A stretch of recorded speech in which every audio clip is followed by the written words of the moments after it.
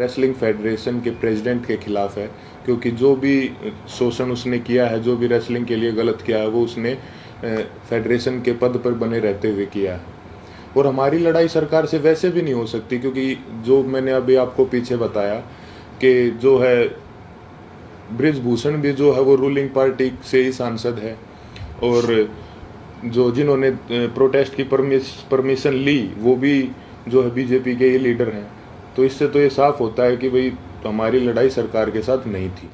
और हमारे ऊपर दूसरा आरोप ये भी था कि हम इतने टाइम तक चुप क्यों थे। तो इसके कई कारण हैं।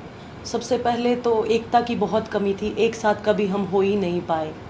और इसका दूसरा कारण तो आप समझ ही सकते हैं कि माइनर जो लड़की जिसने 161 के बयान दिए, फिर 164 के, उसके कई दिन बाद जो है उसने अपने बयान बदले। क्योंकि सभी को नमस्कार।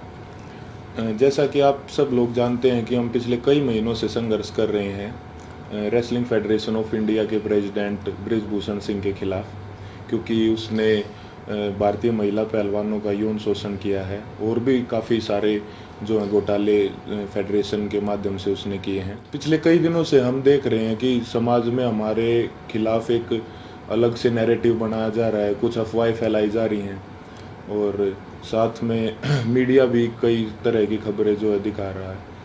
तो हमारा आज ये वीडियो बनाने का एक ही पर्पज़ है कि हम जो अपनी सच्चाई, जो असली सच्चाई है, वो आप लोगों तक पहुंचा सकें। आज हम इस आंदोलन की शुरुआत से लेकर अभी तक पूरी की पूरी सच्चाई आपके सामने डिटेल के साथ रखेंगे। आज जो हमारे ऊपर कई तरह के जो आरोप भी लगे हैं, आज हम उनका भी जवाब जो है प्रूफ के साथ देंगे। सबसे पहला जो आरोप हमारे ऊपर लगा था वो लगा था कि हमारा ये जो आंदोलन है वो राजनीति से प्रेरित है। कांग्रेस लीडर दीपेंद्र हुड्डा ने हमारे को इस आंदोलन के लिए उकसाया है। आप सबको पता है कि सबसे पहले जो हम प्रोटेस्ट पे आए थे जंतर मंतर पे, वो जनवरी में आए थे, और उस प्रोटेस्ट की जो परमिशन है वो बीजेपी के ही 2 लीडर्स ने ली थी। उसका प्रूफ है हमारे पास।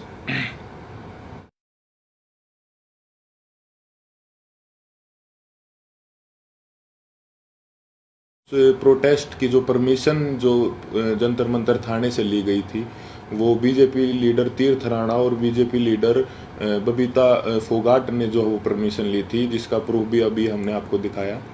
तो ये कैसे हो सकता है कि ये आंदोलन जो है वो कांग्रेस ने करवाया? गारंटी के साथ बोल सकते हैं कि 90%, 90% जो कुश्ती से जुड़े लोग हैं, चाहे वो पहलवान हो या कुश्ती से जुड़े हमारे कोचेज हों, उन सबको जो है ये पता था कि 10-12 साल से जो इस तरह की छेड़छाड़ जो महिलाओं के साथ जो है हो रही है, या उन किसी और कुछ लोगों ने देखा भी था, जिसका प्रूफ मीडिया में कुछ कोचेज ने दिया है। कई लोग जो है इसके खिलाफ आवाज़ उठाना भी चाहते थे, लेकिन हमारी जो रेसलिंग कम्युनिटी है उसमें एकता की कमी थी। अगर किसी ने जो सिंगल अगर ये आवाज़ उठाने का फैसला भी किया तो वो बात जो है रेसलिंग जो है फेडरेशन के प्रेसिडेंट तक पहुंच जाती थी, और उस आदमी के कैरियर में दिक्कत आना स्टार्ट हो जाती थी। लगातार और बार बार हमने सभी को बताया है कि जो हमारी लड़ाई वो सरकार के खिलाफ नहीं है, हमारी लड़ाई जो है रेसलिंग फेडरेशन के प्रेसिडेंट के खिलाफ है, क्योंकि जो भी शोषण उसने किया है, जो भी रेसलिंग के लिए गलत किया है, वो उसने फेडरेशन के पद पर बने रहते हुए किया है। और हमारी लड़ाई सरकार से वैसे भी नहीं हो सकती, क्योंकि जो मैंने अभी आपको पीछे बताया कि जो है बृजभूषण भी जो है वो रूलिंग पार्टी से ही सांसद है, और जो जिन्होंने प्रोटेस्ट की परमिशन ली वो भी जो है बीजेपी के ही लीडर हैं। तो इससे तो ये साफ होता है कि भाई हमारी लड़ाई सरकार के साथ नहीं थी। और हमारे ऊपर दूसरा आरोप ये भी था कि हम इतने टाइम तक चुप क्यों थे। तो इसके कई कारण हैं। सबसे पहले तो एकता की बहुत कमी थी, एक साथ कभी हम हो ही नहीं पाए। और इसका दूसरा कारण तो आप समझ ही सकते हैं कि माइनर जो लड़की जिसने 161 के बयान दिए, फिर 164 के, उसके कई दिन बाद जो है उसने अपने बयान बदले। क्योंकि उसके परिवार को डराया गया, धमकाया गया। तो सिंगल आवाज़ उठा भी कैसे सकते थे। कुश्ती में आने वाले सभी खिलाड़ी बहुत ही गरीब परिवार से होते हैं, उनमें हिम्मत नहीं होती वो इतनी बड़ी व्यवस्था और इतने पावरफुल आदमी के खिलाफ आवाज़ उठा सके। और वो सब आप लोगों ने महसूस भी कर लिया होगा कि इंडिया के टॉप रेसलर्स ने मिलकर आवाज़ उठाई, और उसके बावजूद भी उन्हें किन किन हालातों से गुजरना पड़ा। 28 तारीख को महिला पहलवानों के साथ जो व्यवहार हुआ वो पूरे देश ने देखा है। कैसे उनको ज़बरदस्ती घसीटा गया और कैसे जो उनको ज़बरदस्ती अरेस्ट किया गया, जबकि हमने कोई भी जो है कानून नहीं तोड़ा था, ना ही किसी संविधान का उल्लंघन किया था। फिर भी हमारे ऊपर जो है इतना ज़ोर ज़बरदस्ती का और इतना बर्बर व्यवहार जो है किया गया पुलिस प्रशासन द्वारा। हम आप सबको ये क्लियर कर देना चाहते हैं कि जो 28 मई की जो महिला सम्मान महापंचायत की जो कॉल थी वो हमने नहीं दी थी, वो हमारे खाप चौधरियों ने दी थी महम में पंचायत के बाद। हमारे को तो कुछ समय के बाद जो है इस फैसले के कुछ समय बाद हमारे को ये पता चला कि 28 तारीख को जो है नए संसद भवन का उद्घाटन भी है। फिर भी जो है हमने हमारे बड़े बुजुर्गों के आदेश का जो है पालन किया, जिसके परिणाम स्वरूप जो है हमारे को इस तरीके से बर्बरतापूर्वक घसीटा गया रोड पे, और जो है हमारे को प्रोटेस्ट साइट से भी जो है ज़बरदस्ती हटा दिया गया। 28 तारीख को जो घटना हमारे साथ हुई उसने हमें अंदर से तोड़ दिया था। हमने देश के लिए इतने पदक जीते, देश का इतना मान सम्मान बढ़ाया, फिर भी हमारे मान सम्मान को जो है वो सड़कों पर रोन दिया गया। उस घटना के बाद हम जो है इतने आहत हो गए थे, इतने परेशान हो गए थे कि वो बात हम वर्ड्स में भी नहीं बता सकते। हमें कुछ समझ नहीं आ रहा था कि हमारे साथ ये क्यों हुआ।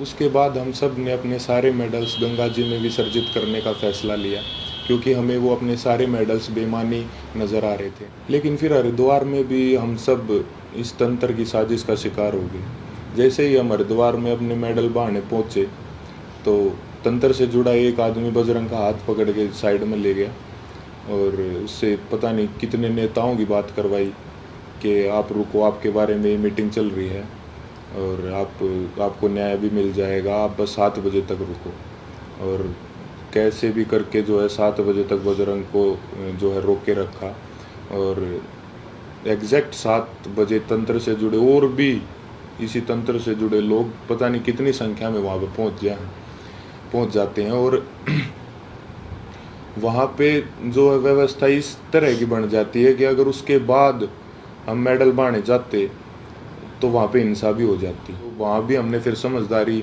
जो है दिखाई और जो है रुकने का निर्णय लिया कि अभी हम रुक जाते हैं। और एक और बात क्लियर कर दे कि वो मेडल हमने सिर्फ अपने कोचेज़ को और अपने माँ बाप को वापस दिए थे। वहाँ पे क्या चल रहा था ये हमारे को कुछ समझ में ही नहीं आ रहा था। हम उस मानसिक स्थिति में थे ही नहीं कि हम वहाँ पे किसी साजिश को या वहाँ पे क्या चल रहा है इस चीज़ को समझ पाते। हम बहुत ही एक तनाव में और एक बहुत दुखी मन के साथ अपने जीवन की पूरी कष्ट कमाई को वहाँ लेके गए थे। लेकिन वहाँ पे क्या हुआ उसको, क्योंकि हम जो है आंदोलनकारी नहीं है ना, हमें एक्सपीरियंस है, हमने जो है पूरी ज़िंदगी कुश्ती करी है, ना सोशल लाइफ भी नहीं जिए, तो कई बार इस तरह के जो माहौल क्रिएट होते हैं वो नहीं समझ में आते। साथ में हम अपनी ज़िंदगी की पूरी कमाई वहाँ पे लेके गए हुए थे। इस घटना के बाद हमारी मानसिक स्थिति ऐसी हो गई थी कि हमें कुछ भी समझ नहीं आ रहा था कि कौन हमारे साथ है, कौन जो हमारे खिलाफ है, कौन इस तंत्र का हिस्सा है। हम दिमागी रूप से बिल्कुल जो है ब्लैंक आउट हो गए थे। और फिर उसके बाद कई लोग हमारे को मिलते रहे, कुछ समझाते रहे, हमारे को कुछ समझ नहीं आ रहा था कि किस पे विश्वास करें और किस पे ना करें। इसी बीच ये समझाया गया हमको कि होम मिनिस्टर सर से आपको मिलना चाहिए, क्योंकि जो है सारे समाधान वहीं से निकलेंगे। हम वहाँ पे सिर्फ अपनी बात रखने के लिए गए थे। और अब ये भी सुनने में आ रहा है कि कई खापे जो हैं वो हमसे नाराज़ हैं। मैं सबसे हाथ जोड़ के यही विनती करना चाहूँगा कि आप प्लीज़ अफवाहों पे ध्यान मत दो। अगर अनजाने में हमसे कोई गलती भी हुई हो तो हमें माफ़ करो। इतने दिन लगातार संघर्ष करने के बाद, इतने लोगों से मिलने के बाद हमने क्या महसूस किया है, क्या सीखा है, ये तो अभी हम आपको वर्ड्स में नहीं बता सकते। लेकिन हमने कई ऐसे इंसान भी देखे हैं हमारे साथ, और कई ऐसे संगठन देखे हैं जो निस्वार्थ भाव से जिन्होंने हमारा समर्थन किया है। हम उनका दिल से धन्यवाद करना चाहेंगे। संयुक्त किसान मोर्चा ने जो है पूरे जी जान से धरातल पे भी जो है हमारा जो समर्थन किया है। भाई चंद्रशेखर रावण का भी मैं दिल से धन्यवाद करना चाहूँगा, क्योंकि ये तंत्र जात पात में हमको बांटना चाहता था, लेकिन उस भाई ने हमारी दिल से सपोर्ट की है। तो चंद्रशेखर भाई का भी दिल से धन्यवाद। सत्यपाल मलिक जी का भी मैं धन्यवाद करना चाहूँगा कि उन्होंने हमारे को प्रेरित किया कि कैसे बेबाकी से अपनी बात जो है रखी जाती है। साथ ही सभी महिला संगठनों का भी मैं जो है दिल से धन्यवाद करना चाहूँगा कि उन्होंने जितनी ताकत उनमें थी हमारा सपोर्ट किया है। साथ ही छात्रों का भी, हर एक उस इंसान का जो निस्वार्थ भाव से हमारे पास हमारे समर्थन के लिए आए हैं, उनका हम दिल से धन्यवाद करना चाहेंगे। और हम चाहेंगे कि आगे भी मुसीबत के समय में आप हमारा ऐसे ही साथ दें। इसके लिए मैं धन्यवाद करना चाहूँगा बीजेपी लीडर जो हैं बबीता जी और तीर्थ राणा जी का, कि उन्होंने जो है पहलवानों को एकजुट करने का काम किया। साथ ही उन्होंने इस आवाज़ को उठाने के लिए उन्हें मोटिवेट भी किया। उसके बाद इन्होंने ही सरकार के साथ जो है मीडिएटर बन के जो पहलवानों को एक कमेटी का नाम दे के जो है आश्वासन दिलवाया सरकार से, यही उसके बीच में जो है मीडिएटर थे। हालांकि वो बस एक आश्वासन ही निकला, क्योंकि उसके बाद जो है उस कमेटी का कोई रिजल्ट नहीं निकला और रेसलिंग फेडरेशन ने अपना काम वापस से वैसे ही सुचारू रूप से जारी रखा, जिसकी वजह से फिर हमें 3 महीने के बाद वेट करके जब हमें न्याय नहीं मिला तो हमें दोबारा जो है वो जंतर मंतर पर आना पड़ा। हम अपने माध्यम से सभी देशवासियों को ये संदेश भी देना चाहते हैं कि कभी भी किसी के साथ भी अगर कोई अन्याय होता है तो हमें जो है हमेशा ही एकजुट होने की जो ज़रूरत रहती है और होना चाहिए हमें एकजुट, क्योंकि हमने इतने इस दौर में यही महसूस किया कि कहीं ना कहीं तंत्र हमारी एकता की कमी है, जो हम बटे हुए हैं उसका ही ये फ़ायदा उठाता है। किसी के साथ भी अन्याय हो तो आप प्लीज़ एक साथ आइए। अन्याय के खिलाफ निस्वार्थ और सच्चे मन से अगर हम कभी भी एकजुट होकर अन्याय के खिलाफ आवाज़ उठाते हैं तो आत्मा को बहुत संतुष्टि मिलती है। धन्यवाद।